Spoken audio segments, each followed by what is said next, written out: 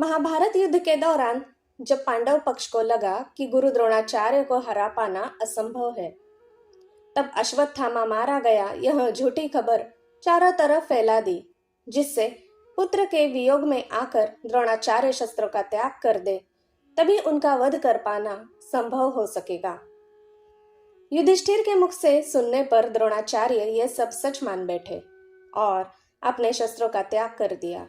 लेकिन इसी दौरान द्रोणाचार्य ने श्री कृष्ण से कई सवाल किए, जिसका सच सुनने के बाद द्रोणाचार्य को मृत्यु को स्वीकार करना पड़ा।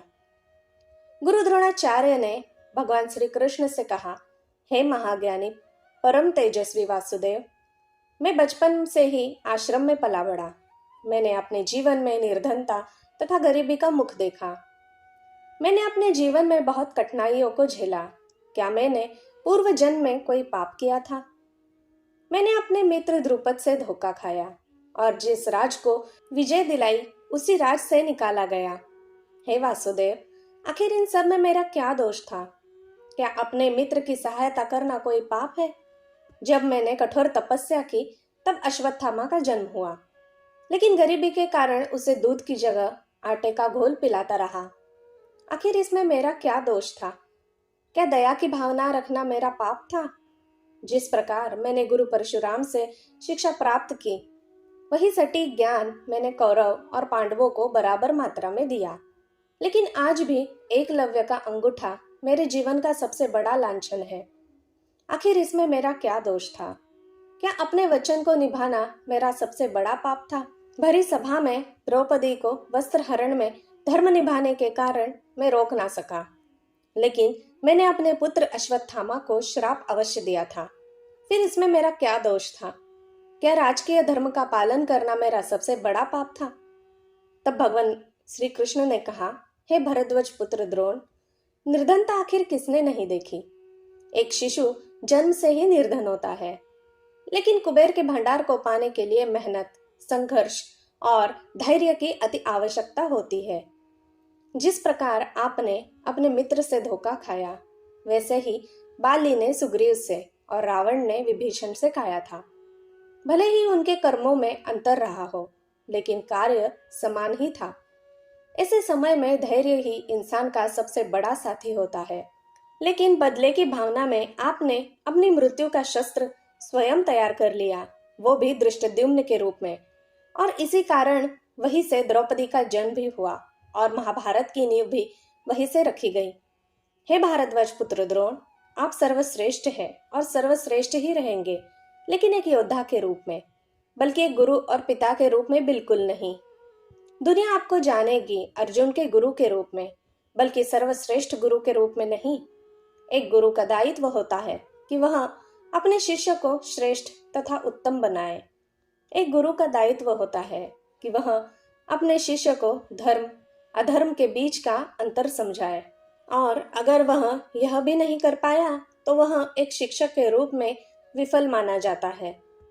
वही एक पिता का कर्तव्य होता है कि वह सारे मोह का त्याग करके अपने पुत्र के चरित्र को उत्तम बनाए। एक गुरु के रूप में आप सिर्फ अर्जुन के गुरु नहीं, बल्कि आप अपने आश्रम में मौजूद अपने सभी शिष्यों के गुरु थे। लेकिन आपने अर्जुन को प्रिय समझा। वही कौरवों को सिर्फ आपने युद्ध की ही शिक्षा दी। उनके चरित्र के निर्माण का कार्य आपने किया ही नहीं था। जब इंसान बालक होता है तभी वो शिष्टाचार को सीखता है, और यह आपका प्रथम कर्तव्य था कि आपको दुर्योधन और उसके भाइयों के चरित्र का निर्माण करना था, लेकिन आप उसमें विफल रहे।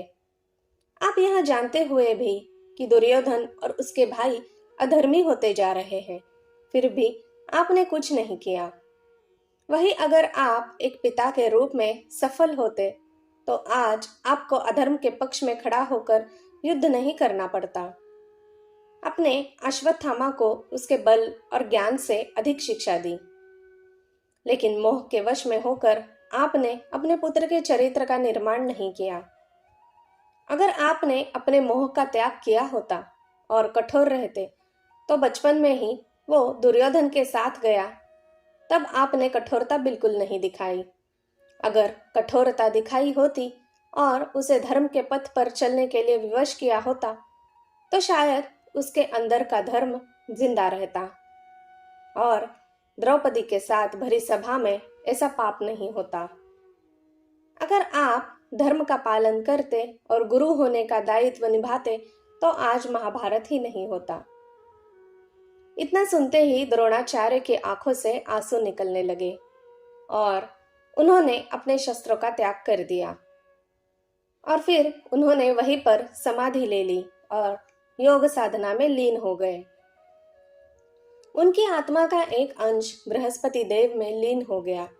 तभी द्रुपद पुत्र धृष्टद्युम्न ने उनकी गर्दन को धड़ अलग कर दिया। इस प्रकार कौरवों और पांडवों के गुरु द्रोणाचार्य का वध हुआ। भगवान श्री कृष्ण के इन कथनों से हमें बहुत कुछ सीखने को मिलता है। किस प्रकार एक शिक्षक और एक पिता अपने बच्चों के चरित्र का निर्माण करके उन्हें एक अच्छा व्यक्तित्व दे सकते हैं। एक शिक्षक और एक पिता बच्चों के लिए आदर्श होते हैं। उन्हें एक अच्छा इंसान बनाने के लिए यह सीख सर्वोत्तम है। जय श्री कृष्ण। धन्यवाद। दोस्तों, मेरी सुनाई कहानियाँ अगर आपको अच्छी लगती हो तो मैं आपसे अनुरोध करती हूँ कि कृपया मेरे इस चैनल को एक लाइक, शेयर और सब्सक्राइब जरूर कीजिएगा और कहानी पसंद आई तो कमेंट करके बताना ना भूलिएगा। धन्यवाद।